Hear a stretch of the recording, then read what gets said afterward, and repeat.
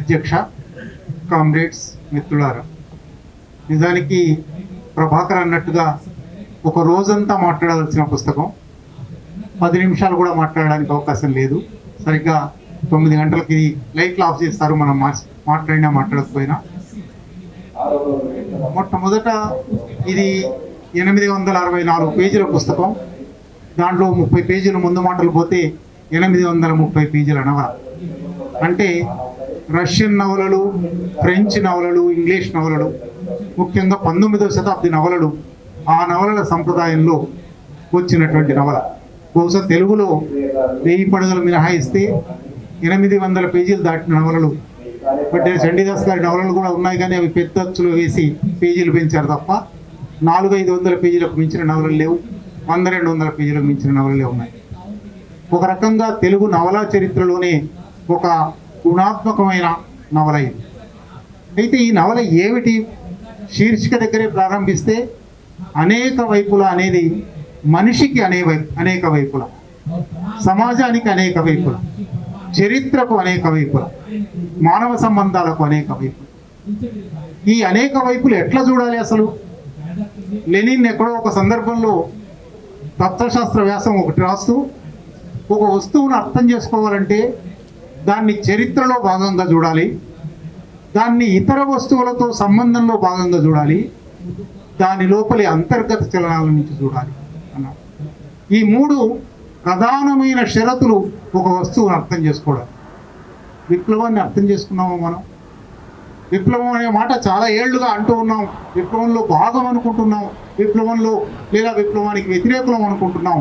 విప్లవాన్ని సుదూరం నుంచి చూసేవాళ్ళం, దగ్గర నుంచి చూసేవాళ్ళం. కానీ విప్లవం అంటే ఏమి? ఏనుగు 7 గుడ్డివాళ్ళలాగా తొండం చూసి ఒకరు అదే విప్లవం అని, కాళ్ళు చూసి ఒకరు అదే విప్లవం అని అనుకునేవాళ్ళు మన చుట్టూ చాలామంది ఉన్నారు. అందువల్లనే విప్లవం పని అయిపోయింది అనేవాళ్ళు కూడా ఉన్నారు. విప్లవం ఉధృతంగా నడుస్తుంది, ఉజ్వలంగా నడుస్తుంది అనుకునేవాళ్ళు కూడా ఉండవచ్చు. కానీ ఈ రెండిటి మధ్యన ఎక్కడో ఉంది వాస్తవం. ఈ రెండిటి మధ్యన వాస్తవం ఎక్కడో ఉందో అంటే విప్లవం అంటే ఏమిటో అర్థం కావాలి. విప్లవం అంటే ఏమిటో అర్థం కావాలంటే అనేక వైపుల నుంచి అర్థం చేసుకోవాలి. ఈ విప్లవోజ్వల, ఈ మహోజ్వల శ్రీకాకుళము పేర లిఖించు చరితకు నిర్మాత ఎవరన్న, నేటి విప్లవ కవుల కావ్యాలు వినిపించి సత్యమును పూర్తిగా తెలుసుకోనివ్వాలి అని రాశాడు. శ్రీకాకుళ విప్లవోద్యమం అణిచివేత గురై ఇంకా లేకుండా పోయింది, అది చితాభస్మం అయిపోయింది అని ప్రకటిస్తున్నప్పుడు వెంపటాపు సత్యంను, ఆదిభట్ల కైలాసంను చంపేసి ఆనాటి హోంమంత్రి వెంగళరావు అయిపోయింది నక్సలైట్ ఉద్యమం, వాళ్ళిద్దరిని చంపేశాము, ఇంకెవరు లేరు, ఇక విప్లవోద్యమం అనేది, నక్సలైట్ ఉద్యమం అనేది ఆంధ్రప్రదేశ్లో ఉండదు అని 1970 జూలై 11 నాడు ప్రకటించింది. 54 సంవత్సరాలైంది ఇవాళకి విప్లవోద్యమం పోలేదు. విప్లవోద్యమం ఆ చితా భస్మం నుంచి ఫీనిక్స్ పక్షిలాగా ఎగురుతూనే ఉంది. ఇప్పుడు 2022 కల్లా ముగిస్తాము, 2024 కల్లా ముగిస్తాము, 2026 మార్చి కల్లా ముగిస్తాము, అది కూడా పోయింది. మావోయిస్ట్ ముక్త్ భారత్ చేస్తాము అన్నవాళ్ళు నిన్న అమిత్ షా ఉపన్యాసం జాగ్రత్తగా చదవండి. మావోయిస్ట్ ముక్త్ భారత్ దగ్గర నుంచి మావోయిస్ట్ ముక్త్ ఛత్తీస్గఢ్ దగ్గరికి వచ్చాడు. భారత్ నుంచి ముక్తి చేయడం సాధ్యం కాదన్నమాట. అంటే వాళ్ళకే ఇది అర్థమవుతున్న ఒక సందర్భంలో విప్లవాన్ని ప్రేమించే వాళ్ళం, విప్లవాన్ని కోరుకునే వాళ్ళం, విప్లవం వల్ల మాత్రమే ఈ సమాజానికి పురోగతి ఉంది, ఈ సమాజం మనుగడ సాగించాలంటే, మంచి మనుగడ సాగించాలంటే విప్లవం కావాలి అని కోరుకునే వాళ్ళం. విప్లవాన్ని ఇంకెంత విశాలంగా అర్థం చేసుకోవాలి, ఇంకెంతగా అన్ని వైపులా అర్థం చేసుకోవాలి, ఇంకెంతగా మనిషిని, మరి విప్లవంలో పాల్గొనే మనిషిని అర్థం చేసుకోవాలి. అది ఈ నవల చెప్తుంది. నవల చాలా మామూలుగా ప్రారంభమవుతుంది. ఒక బహుశా 20-22 ఏళ్ల యువతి, ఆ యువతి తాను రాయలసీమ ప్రాంతీయ ఉద్యమంలో పూర్తి కాలం కార్యకర్తగా పనిచేయడానికి ఎక్కడి నుంచో కర్నూలు వస్తుంది. అక్కడ ప్రారంభమై నవల వెనక్కి ముందుకి చరిత్రలో ప్రయాణం చేస్తుంది. 2014 నుంచి 2020 వరకు మాత్రమే కథా స్థలం, కథా సమయం. కానీ 100 ఏళ్ల వెనక్కి వెళ్తుంది, బహుశా 100 ఏళ్ల ముందరికి కూడా వెళ్తుంది. ఆ సాధన అనే ప్రధాన పాత్ర ఒక అజ్ఞాతవాసంలోకి వెళ్ళిన ఇద్దరు దంపతుల కూతురు. వాళ్ళు అజ్ఞాతవాసంలోకి వెళ్ళారు కాబట్టి ఇంకొక దంపతుల దగ్గర పెంచుకోవడానికి ఇచ్చి వెళ్తారు. ఆ ఇంకొక దంపతులు కాలక్రమంలో బహుశా ఆ పాపకు 5 ఏళ్ళు 6 ఏళ్ళు ఉన్నప్పుడు విడిపోతారు. ఈ పాపను మళ్ళీ ఏం చేయాలి? మరొక కుటుంబంలో పెడతారు. అంటే మనిషి జీవితంలో ఎన్ని సంక్షోభాలు వచ్చే అవకాశం ఉంది, ఎన్ని మలుపులు తిరిగే అవకాశం ఉంది. ఆ మలుపుల్లో ఒక మలుపుగా ప్రాంతీయ ఉద్యమంలోకి వచ్చిన తర్వాత ఆ ప్రాంతీయ ఉద్యమ క్రమంలో కర్నూలు కథాస్థలం ప్రధానంగా. అక్కడ ఫేస్బుక్ మీద విప్లవాన్ని గేలి చేసేవాళ్ళు ఉంటారు, ఫేస్బుక్ మీద హిందుత్వాన్ని సమర్థించే వాళ్ళు ఉంటారు.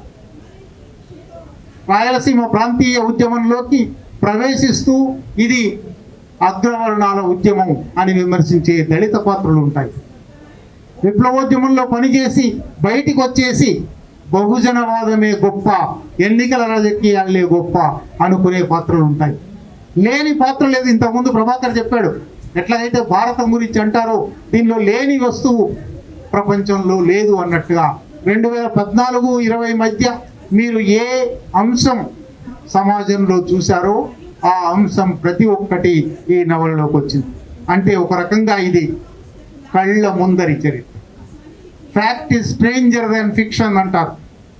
ఈ నవల పూర్తి వాస్తవాలే రాసింది, కానీ కల్పన కన్నా, కళాత్మక కల్పన కన్నా, ఊహ కన్నా అద్భుతంగా రాసింది. కల్పన, వాస్తవము, కళ మూడు ఒక రసాయనిక సమ్మేళనంలో కలిస్తే ఏమి సాధ్యం అవుతుంది? చాలా మామూలు విషయాలే రసాయనిక సమ్మేళనంలో కలిసినప్పుడు వాటికి లేని లక్షణాలను సంతరించుకుంటాయి, కొత్త లక్షణాలను తీసుకొస్తాయి, కొత్త వస్తువులు వస్తాయి, కొత్త మూలకాలు వస్తాయి, కొత్త సంయోజనాలు వస్తాయి. నవల అట్లా అనేక సంయోజనాలను సాధించింది. ఇది ప్రభాకర్ కూడా చెప్పినాడు, అను కూడా చెప్పింది. నేను ఈ 800 పేజీల నవల నిజానికి నేను చదివినప్పటికీ ఈ అచ్చై మీరు చదవబోయేటప్పటికీ చాలా మార్పులు కూడా వచ్చుంటాయి. ఎందుకంటే ఆయన కనీసం ఒక 60 డజన్ మందితో ఇది ముందే చదివించి వాళ్ళతో చర్చించి వాళ్ళ అభిప్రాయాలు తీసుకుని చేర్పులు మార్పులు చేస్తూ వచ్చాడు. ఇప్పుడున్న నవల ఎన్ని మార్పులతో ఉందో నాకు తెలియదు, నేను చదివిన దానికన్నా. కానీ ఆ 800 పేజీల్లో కనీసం 20-30 సార్లు వలవల ఏడ్చాడు. అమరుల సందర్భంలో, అమరత్వాల సందర్భంలో, ఉద్వేగాల సందర్భంలో, విప్లవోద్యమం ఎంత విశాలంగా ఆలోచిస్తున్నది అని తెలిసినప్పుడు, విప్లవోద్యమంలో ఎక్కడో ఒక చోట పొరపాటు ఆలోచనలు ఎట్లా వస్తున్నాయి అని తెలిసినప్పుడు, మీరు అనేక ఉద్వేగాలు, అనేక రసాలు అంటారు పాత భాషలో చెప్పాలంటే, ఆ అనేక రసాలు నవల నిండా సాగుతూ ఉంటాయి. ఒక చోట చాలా తీవ్రమైన ఉద్రేకం కలుగుతుంది, ఒక చోట చాలా తీవ్రమైన దుఃఖం వస్తుంది, ఒక చోట చాలా తీవ్రమైన సంతోషం కలుగుతుంది. నవల నిజంగా నవల ప్రయోజనం అది. నవల మనిషిలో ఆ అనుభూతులు, పాఠకులలో ఆ అనుభూతులు రేకెత్తించాలి. ఈ నవల పూర్తిగా అటువంటి అనుభూతులు రేకెత్తించింది. అన్నిటికన్నా ఒక మన కళ్ళ ముందర జరిగిన ఘటన, నిజానికి అది 2012లో జరిగింది, ఈ కథాకాలానికి సంబంధించిన విషయం కాదు.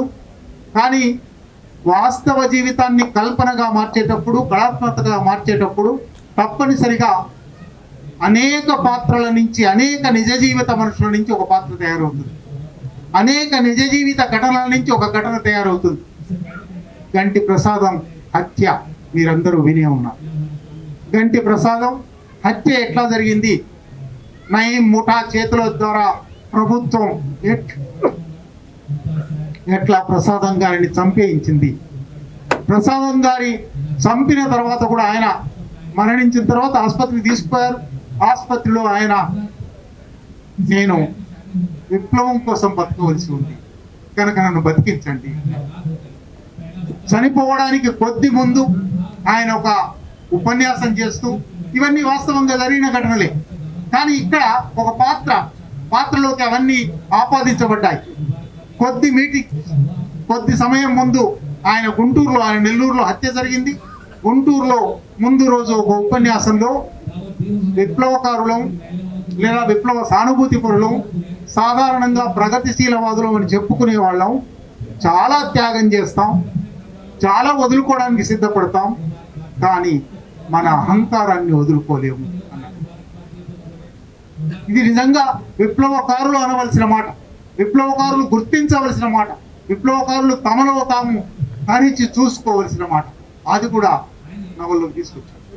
అంటే నవలలోకి గత 15-20 సంవత్సరాల విప్లవ జీవితంలో, సామాజిక జీవితంలో జరిగిన అనేక విషయాలను, అనేక సంబంధాలను, అనేక ఘర్షణలను, అనేక ఐక్యతలను నవలలోకి కళారూపంలోకి యథాతథంగా కాదు, రిపోర్టేజ్ కాదు, జనతన సర్కార్ ఒక రిపోర్టేజ్ చేశాడు, కానీ ఈ పుస్తకం అనేక వాస్తవ ఘటనలను కళారూపంలో చిత్రించింది. అందువల్ల అద్భుతమైన నవల అయింది. తెలుగు విప్లవ నవల, మొత్తం నవల చరిత్ర సంగతి పక్కన పెట్టండి, విప్లవ నవల చరిత్ర తీసుకుంటే 1973లో కొండగాలి అని శ్రీకాకుళం విప్లవోద్యమం మీద భూషణం గారు రాసిన నవలతో నవల చరిత్ర ప్రారంభమైంది. ఒక 100 నవలలు వచ్చి ఉంటాయి.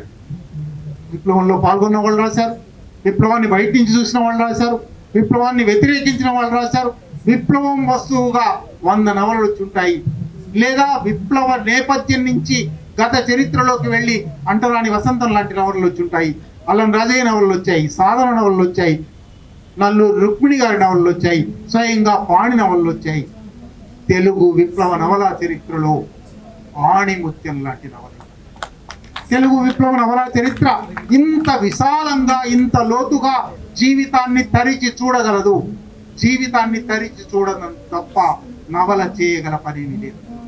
ఆ పని పాణి నవల అద్భుతంగా చేసింది. మీరు చదవడం ప్రారంభిస్తే చూడగానే భయం వేస్తుందేమో, 830 పేజీలు అమ్మో అనిపిస్తుందేమో, కానీ మొదలు పెడితే ఆపలేదు. మొదలు పెడితే సాధనం తన చేత్తో మీ చేయి పట్టుకొని తాను తిరిగిన చోట్లని, ఆమె కర్నూలు తిరిగింది, హైదరాబాద్ తిరిగింది, దండకారణ్య అడవిలోకి వెళ్ళింది, నల్లమల అడవిలో పాత జ్ఞాపకాలను తలుచుకుంటూ తిరిగింది. ఆ ప్రయాణాలన్నీ మీతో చేయిస్తుంది. మీరు నవల ఆపలేరు, చదవండి.